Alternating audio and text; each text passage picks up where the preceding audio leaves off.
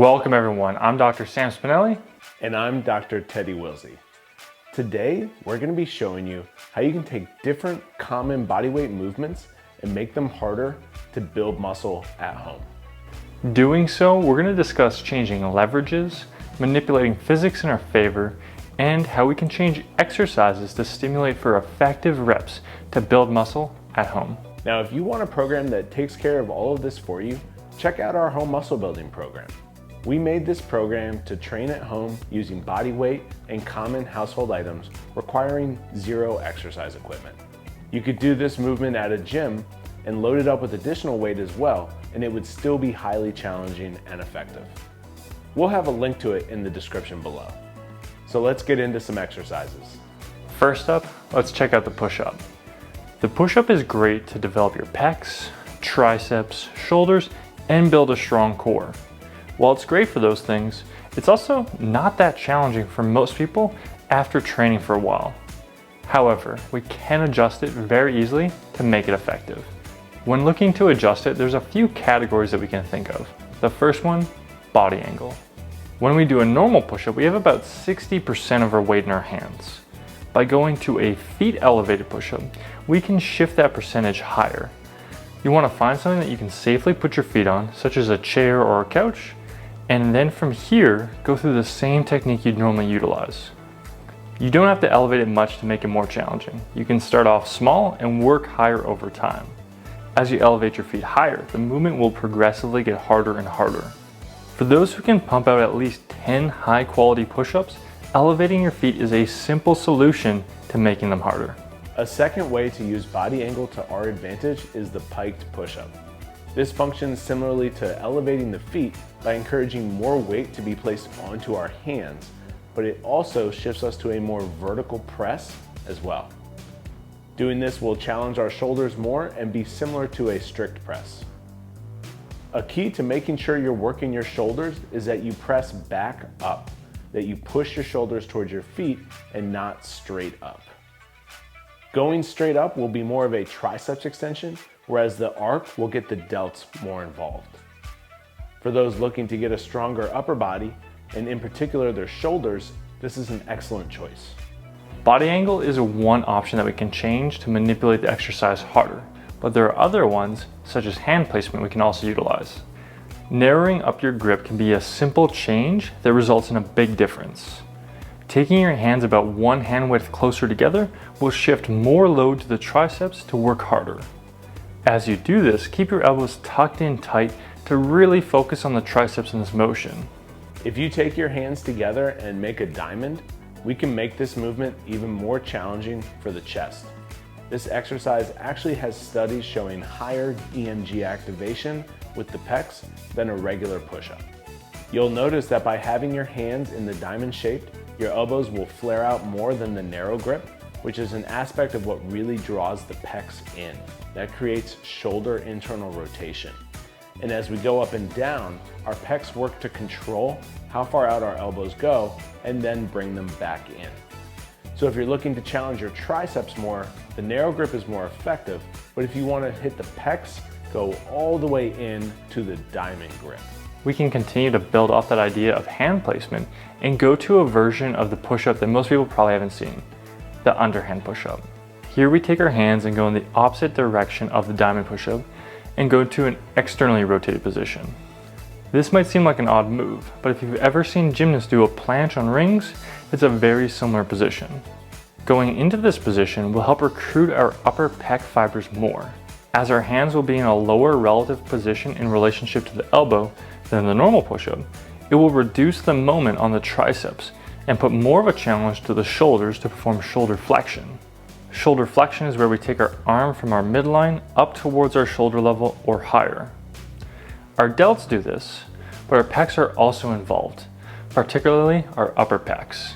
If we perform shoulder flexion at a slight angle, so we start to work towards the body, our upper pecs are even more involved, as we can consider the line of pull that they have.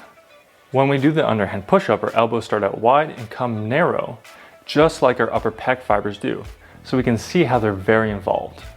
The last option for changing the push-up we wanted to cover was range of motion. Generally, we see that utilizing more range of motion is better for muscle hypertrophy. We hit more fibers with greater ranges of motion. Now in the push-up, if you're doing full range of motion, you're typically going to take your chest all the way down to the floor. However, full range of motion for your joints is different than full range of motion in an actual exercise. Most people's joints have more available motion, so when we're doing chest to the floor push-ups, our hands stop at our chest, yet we have more motion to go. And this is where the deficit comes in. For instance, if you think about performing a dumbbell bench press, most people sink down past their chest a little bit. The enhanced stretch can also help to elicit even more muscle growth. That's the advantage of some dumbbell movements. Now we can do the same thing with the push-up by going to a deficit and raising our hands. Placing your hands on something to elevate can help make a big difference. Start by just using even-sized books under both your hands and crushing out some reps. Make sure you control and don't lose your posture in the bottom of the movement. Over time, you can work to a higher deficit as you gain strength, tolerance, and range of motion. Since we are lowering eccentrically into shoulder extension, this can be a way to develop that range, but we do need to do so gradually over time so that we don't rush it. These 6 modifications will help you step up your game big time. If you'd like some more ideas on making push-ups more challenging or different variations that you can utilize, check out the link in the description box below where we've got the home muscle building program. We took a lot of different push-up variations and laid them out in the program in a scientific way so that we can target for the best upper body growth that we can. Okay, now let's check out some options for the lower body. The squat is a long-standing movement for training the lower body, utilizing essentially every muscle in our lower body to some level. Now, while that's great, the classic bodyweight version doesn't really challenge too many people to a sufficient level, and so we need to figure out some ways to make it a little bit more challenging. One of our first options is where we don't change anything about the movement except the range of motion that we utilize. Instead of going down and up fully, we're gonna go down and up halfway and then back down. So we'll repeat this for repetitions, not coming up all the way until we're done. We call these squat pulses. They create longer time under tension, and doing this method can be effective for a few different reasons. When we keep that tension, hypertrophy thrives. Hypertrophy thrives off of tension in general, so that's a big factor. Secondly, by staying in a lengthened and contracted position for longer periods of time, we end up creating higher metabolic demand where our muscles are in a deoxygenated state. There is another mechanism of hypertrophy along with tension, and so those combined give great adaptation. Try going through 30 reps without coming up and you'll definitely feel it. Alternatively, instead of altering the range that we utilize, we can manipulate our positioning and our leverages to challenge our muscles to a higher degree by producing more tension. For instance, going to a heels elevated squat and really emphasizing your knee traveling forward and sinking vertically down will shift the squat to a much higher quad focus. We can see a similar position done by Olympic weightlifters who are known for having huge quads. If we go nice and slow under control, trying to utilize a deep stretch into the knee flexion, we can also maximize our range like we were with the pulses. You can either stand the whole way up, keeping your knees forward as long as you can, focusing on pushing with your quads to the top, or you can try and do pulses like we just were. Experiment with the amount of heel elevation. Some people can't handle a significant amount, so just a small one can be a good starting point to help emphasize your quads to a higher degree. Now, if you're not feeling enough challenge with the pulse squats and it's not quite enough for you, we can go to a similar focus, but with a sissy squat with hand support. In a normal squat, we bend our knees and our hips. In a sissy squat, we're really just focusing on the knees because the hips are extended almost the whole time. As we do this, we let those heels come up and we focus on having the knees go forward. Since we keep the hips extended, this exercise is going to target the rectus femoris to a greater degree, and we're going to use our glutes less. The rectus femoris is one of our quads, and unlike the other 3 quadriceps heads, it crosses the hip joint, so it's also a hip flexor. During exercises where we bend both the knee and the hip, the rectus doesn't get worked as hard. But if we keep the hips extended, it gets loaded to a much greater degree. Now, while those variations are awesome, they're not going to be right for everyone. Some people are going to report that they have issues with their knees or just feel uncomfortable doing them. While we could work towards developing more capacity and being able to do those movements, a lot of people don't have that goal and instead are just looking for a way to challenge their legs to a high degree.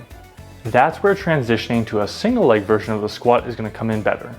Usually when people think of a single leg squat, they think of a pistol squat. But those are really tough and most people can't do them. Instead, a single leg squat to a box or a bench is a better option.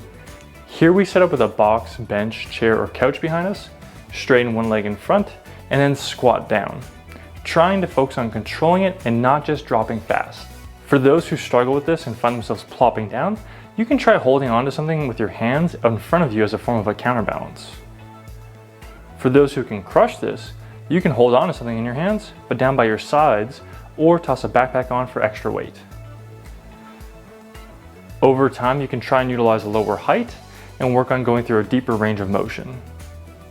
A similar movement we can utilize to train a squat pattern on one leg is the skater squat. With this movement, instead of taking the leg out front, we bend it back behind us.